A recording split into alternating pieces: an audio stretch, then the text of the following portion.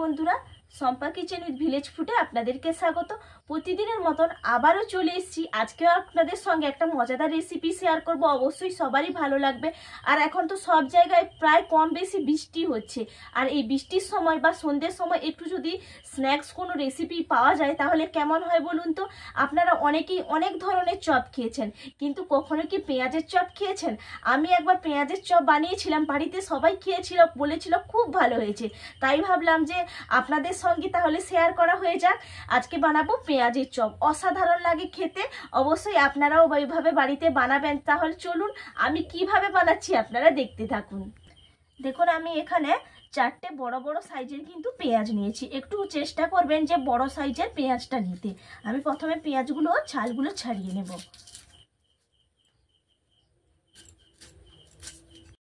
আমি ছাড়িয়ে নিয়েছি, আর মুখটা কিন্তু বেশি করে আমি কেটে দিলাম। এরপর জলের মধ্যে একটা জামবাটির মধ্যে জল নিয়েছি, জলের মধ্যে ফেলে দিচ্ছি। 4টে তো বড় বড় পেঁয়াজ নিয়েছি, কটা লাগে দেখি।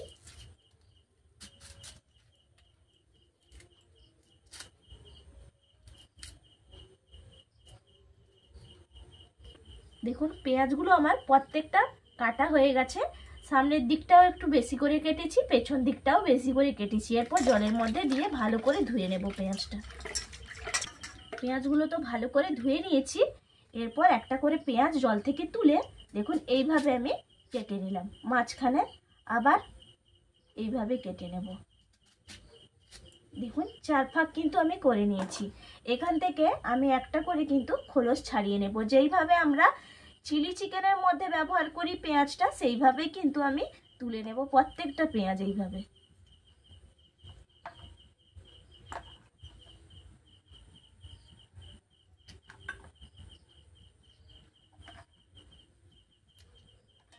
দেখুন সবগুলো পেঁয়াজ কিন্তু আমি ছাড়িয়ে নিয়েছি। এইভাবে প্রত্যেকটা কিন্তু ছাড়িয়ে নেবে। আর এই যে বাকি যে ওপরের যে অংশটা, এটা কিন্তু আর লাগবে না। এটা অন্য কাজে রান্নায় ব্যবহার করে নেব। এই পেছনে যে মোটা বড় বড় একটু খোলসগুলো, এগুলো কিন্তু লাগবে। এখন সবগুলোর পেঁয়াজগুলো কিন্তু আমি ছাড়িয়ে নিয়েছি। এরপর এগুলো আমি আলাদা করে রেখে দিচ্ছি। এখানে আমি বেসনের বাটারটা রেডি করে নেব। তার জন্য এখানে আমি পরিমাপ অনুযায়ী নিয়ে নিচ্ছি বেসন। দিয়ে দিচ্ছি লবণ পরিমাণ অনুযায়ী, দিয়ে দিচ্ছি হলুদের গুঁড়ি পরিমাণ অনুযায়ী, দিয়ে দিচ্ছি লঙ্কার গুঁড়ি, আর দিয়ে দেবো এর মধ্যে খাবার সোডা। ভালো করে মিশিয়ে নিচ্ছি হ্যান্ড উইক্সের মাধ্যমে। আপনারা চাইলে কিন্তু হাত দিয়েও মিশিয়ে নিতে পারেন। এরপর অল্প অল্প জল দেব। একসঙ্গে কিন্তু অনেকটা জল দিয়ে দেব না, অল্প অল্প জল দেব আর মাখতে থাকবো।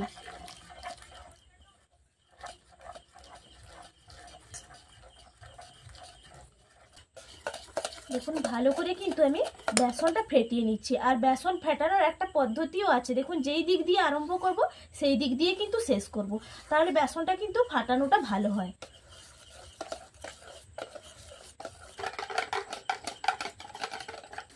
দেখুন আমার বাটারটা কিন্তু একবারে রেডি হয়ে গেছে। আর বাটারের থিকনেসটা দেখুন, আপনারা দেখেই বুঝতেই পারছেন। আপনারা আপনাদের পরিমাপ অনুযায়ী করে নেবেন। এটা তো একদম রেডি হয়ে গেল। এটা আলাদা করে রেখে দিচ্ছি। আর পেঁয়াজের খোসাগুলো আলাদা করে রেখে দিচ্ছি। পেঁয়াজের খোসাগুলো তো চপ করবো, এই জন্য পুরটা তো রেডি করতে হবে। উনুনটা ধরিয়ে নিই। দেখুন উনুনটা আমি ধরিয়ে নিয়েছি। এরপর কড়াইটা চাপিয়ে দিচ্ছি। কড়াইটা গরম হয়ে গেছে। কড়াইয়ের মধ্যে দিয়ে দিচ্ছি তেল। তেলটা গরম হয়ে গেছে। তেলের মধ্যে দিয়ে দিচ্ছি গাজর কুচি, দিয়ে দিচ্ছি বিনস কুচি, দিয়ে দিচ্ছি মটরশুঁটি। এগুলো একটু নাড়িয়ে নেব। দিয়ে দিচ্ছি পেঁয়াজ কুচি। পেঁয়াজটা একটু চপ করে কেটে নিয়েছি। রসুন কুচি, দিয়ে দিচ্ছি আদা কুচি। সবজিটাও হয়ে যাবে, আর আদা রসুন পেঁয়াজটাও ভালো করে ভাজা হয়ে যাবে। দেখুন নাড়তে নাড়তে সবজিটাও ভাজা হয়ে গেল, আদা রসুন পেঁয়াজটাও কিন্তু ভাজা হয়ে গেল। এরপর আমি এর মধ্যে দিয়ে দিচ্ছি টমেটো কুচি। টমেটোটা একবারে কিন্তু চপ করে কেটেছি। এরপর ভালো করে মিশিয়ে নিচ্ছি। ভাজাটাও হয়ে যাবে আর সব কিছুর সঙ্গে মিশিয়েও যাবে ভালো করে। ভালো করে সব কিছু মিশিয়ে গেছে। এরপর দিয়ে দিচ্ছি লঙ্কা কুচি। যে যেরকম ঝাল খাবেন সেই অনুযায়ী কিন্তু লঙ্কাটা কুচিয়ে দেবেন।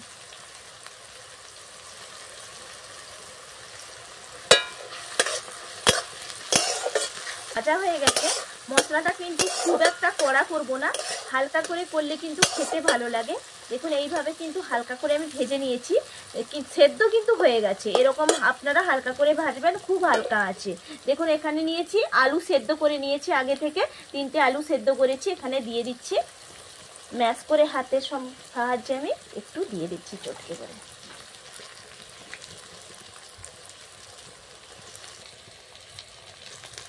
দেখুন সব পুরো আলুটা আমি ম্যাশ করে দিয়ে দিলাম। এরপর ভালো করে আমি এই মশলার সঙ্গে মিশিয়ে নেব। দেখুন কি সুন্দর লাগছে, কালারফুল। দেখুন আলুটা সুন্দরভাবে কিন্তু সব কিছুর সঙ্গে ভালো করে মিশিয়ে নিয়েছি। এরপর আমি দিয়ে দেব এর মধ্যে লবণ। লবণটা পরিমাপ অনুযায়ী আপনারা বুঝে বাড়িয়ে কমিয়ে নেবেন। এর উপর আমি দিয়ে দেব ধনেপাতা কুচি আর সামান্য একটু দিয়ে দেব হলুদের গুঁড়ি, দিয়ে ভালো করে মিশিয়ে নেব। দেখুন কতটা সুন্দর কালারফুল হয়েছে। পুরটাই কিন্তু আসল, পুরটা যত সুন্দরভাবে রেডি করবেন খেতে কিন্তু ততই সুন্দর লাগবে। সব কিছু তো মেশানো হয়ে গেছে।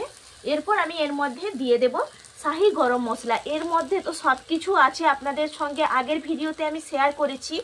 আর ধনে গুঁড়ি, জিরে গুঁড়ি সব কিছুই কিন্তু এর মধ্যে আছে, তাই আলাদা করে আর জিরের গুঁড়ি, ধনের গুঁড়ি দেওয়ার কোনো প্রয়োজন নেই। শাহি গরম মশলাটা চাইলে আপনারা কিন্তু ভিজিট করে নিতে পারেন, আমার অলরেডি রেসিপিটা ছাড়া আছে। আমি এখান থেকে চাপাটা খুলে নিচ্ছি। এখান থেকে আমি 1 চামচ তুলে দিয়ে দেব। আর খেতে কিন্তু অসাধারণ লাগে। বাড়ির তৈরি তার সম্পূর্ণ ফ্লেভারটাই আলাদা। একটু মিশিয়ে নিলাম, আর কি দারুণ একটা গন্ধ উঠছে। পুর কিন্তু আমার একদম রেডি। ভালো করে মিশিয়ে নিই। দেখুন কি সুন্দর কালারটাও হয়েছে একদম। দেখুন বন্ধুরা রেডি হয়ে গেছে। এরপর আমি নামিয়ে নিচ্ছি, একটা পাত্রের মধ্যে আমি তুলে নিচ্ছি।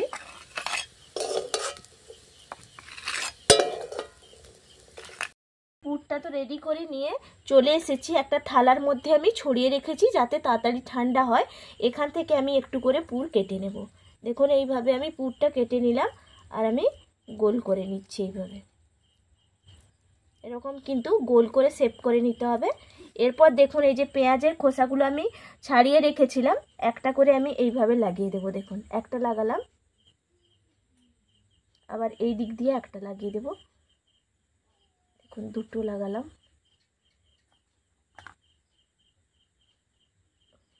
দেখুন কি সুন্দর লাগছে দেখতে। পুরোটা কভার করে নিয়েছি। দেখুন কি সুন্দর হয়েছে। চপটা কতটা সুন্দরভাবে আমি রেডি করে নিয়েছি। এইভাবে বাকিগুলো সবগুলো একইভাবে আমি করে নিচ্ছি। দেখুন আবার এখান থেকে আবার একটু আমি পুর কেটে নিলাম, আবারও আমি গোল করে রাউন্ড করে নিচ্ছি। দেখুন গোল করে শেপ করে নিলাম। এরপর আবারও একটা আমি পেঁয়াজের খোসা নিয়ে নিলাম, তো এইভাবে লাগিয়ে দেব। দেখুন প্রত্যেকটা একইভাবে রেডি করে নেব।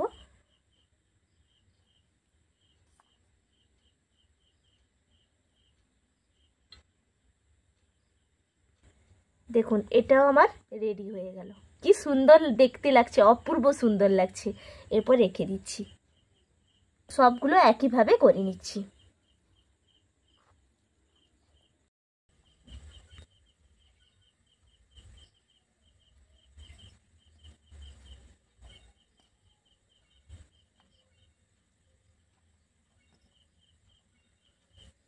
আর একটাই কিন্তু বন্ধুরা বাকি আছে, এটাও গোল করে রাউন্ড করে নিলাম। একইভাবে আমি পেঁয়াজটা লাগিয়ে নেব এইভাবে। দেখুন আর দেখতে তো আপনারা নিজেরাই দেখতেই পাচ্ছেন যে কতটা সুন্দর অপূর্ব লাগছে দেখতে। এইভাবে কিন্তু আপনারা বসিয়ে দেবেন, এত সুন্দর লাগছে। দেখুন আপনারা চাইলে 3টেও দিতে পারেন। দেখুন 3টেতেও কভার হয়ে গেল, কারণ বড় বড় খোসাগুলো ছিল বলে। দেখুন কি সুন্দর লাগছে দেখতে।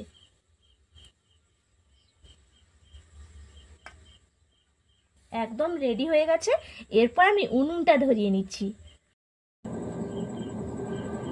দেখুন বন্ধুরা, উনুনটা একবারে নিভে গেছিল, আবার এই জন্য ফু দিয়ে আবার নতুন করে ধরিয়ে নিলাম। কড়াইটা আবার চাপিয়ে দিচ্ছি।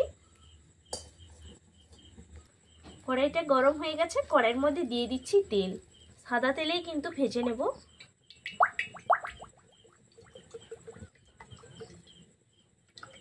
এটা কিন্তু একবারে গরম হয়ে গেছে। আর এই যে দেখুন পেঁয়াজগুলো যে রেডি করেছিলাম, পেঁয়াজের চপগুলো, এই বেসনের গোলায় কিন্তু আমি চুবিয়ে নেব। এইভাবে আমি দিয়ে দিলাম। এরপর একটা আমি চামচ নিয়েছি, চামচের সাহায্যে আমি কিন্তু গোলার ওপরে এইভাবে দিয়ে দেব। তারপর আমি উঠিয়ে নেব। চামচ দিয়েই কিন্তু উঠিয়ে নেবেন বন্ধুরা, না হলে কিন্তু ভেঙে যাওয়ার চান্স থাকতে পারে। এরপর আমি দিয়ে দেব তেলের মধ্যে। এখন আমি দু পিঠ কিন্তু উল্টে পাল্টে নিয়েছি, আর দেখুন একটুও কিন্তু ভেঙেও যায়নি, আর কতটা সুন্দর হয়েছে আপনারা নিজেরাই দেখেই বুঝতেই পারছেন যে কতটা সুন্দর হয়েছে। আমি তুলে নিচ্ছি। দেখুন কি সুন্দর লাগছে দেখতে, বোঝাই যাচ্ছে না যে এটা পেঁয়াজের চপ বলে। দেখুন আবারও আমি বেসনের গোলায় দিয়ে দিলাম, চামচ দিয়ে আবারও লাগিয়ে নিচ্ছি এইভাবে। দেখুন একইভাবে কিন্তু আপনারা হাত দিয়ে করতে যাবেন না, তাহলে কি হবে, ভেঙে যাবে আর ভালোই হবে না। দেখুন হয়ে গেল, তুলে নিলাম। তুলে নিয়েছি দেখুন। এরপর চামচ থেকে তুলে আমি তেলের মধ্যে দিয়ে দিচ্ছি। দেখুন একইভাবে। আর কিন্তু আঁচ কিন্তু হালকাই রাখবেন, জ্বালন নেই, যেই আঁচ জ্বলছে তাতেই কিন্তু হয়ে যাচ্ছে। আর এটা খুব বেশি জ্বালানোর প্রয়োজন নেই, কারণ শুধু পেঁয়াজটাই ভাজা হবে, আর ওপরের যে বেসনের কোটটা আছে সেটাই শুধু ভাজা হলেই হয়ে যাবে।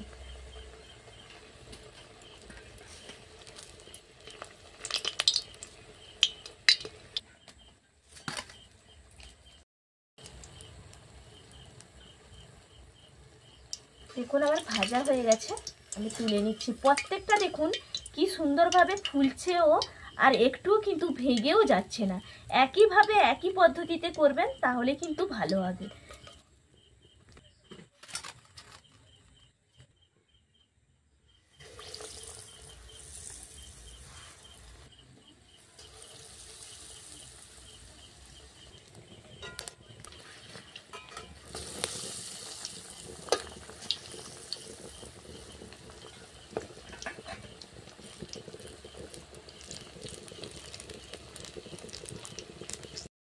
আমার লাল লাল করে ভাজা হয়ে গেছে। আর একটা কথা বন্ধুদেরকে বলে রাখি, যে এক পিঠ যখন হয়ে যাবে তখন কিন্তু এক পিঠ উল্টে দেবেন, তার আগে কিন্তু উল্টাতে যাবেন না, তাহলে পুরোটাই ভেঙে যাবে।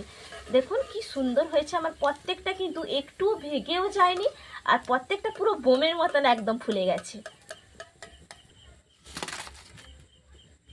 চারটে কিন্তু বাকি আছে, এগুলো একসঙ্গেই ভেজে নেব। সবগুলো দিয়ে দিচ্ছি। একইভাবে সবগুলোর মধ্যে কিন্তু আমি বেসনের ব্যাটারটা লাগিয়ে নিচ্ছি।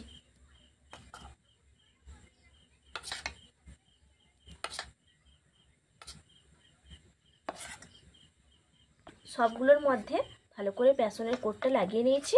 এরপর আমি তেল কড়ার মধ্যে দিয়ে দিচ্ছি।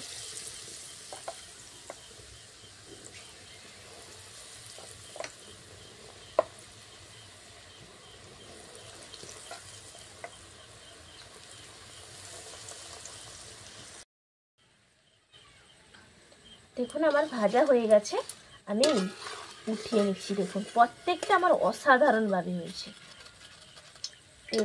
তেলটা ভালো করে একটু ঝেঁকিয়ে আমি তুলে নিচ্ছি।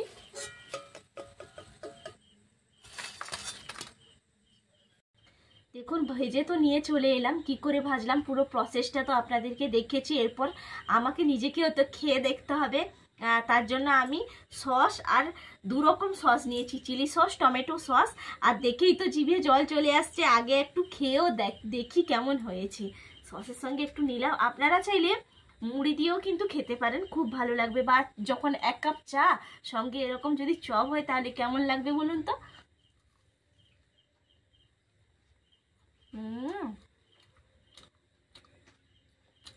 অসাধারণ। আলুর পুরটা আর পেঁয়াজটা মুখে পড়ছে, সঙ্গে বেসনের কুট, দারুণ লাগছে। আর সঙ্গে একটু সস, পুরো সন্ধ্যের এপিসোড জমে উঠবে। কার বাড়িতে এরকম বানিয়ে সবাই আনন্দ করে খাবেন, কোনো আত্মীয় স্বজন এলেও চট করে বানিয়ে দেবেন, খুব ভালো লাগে।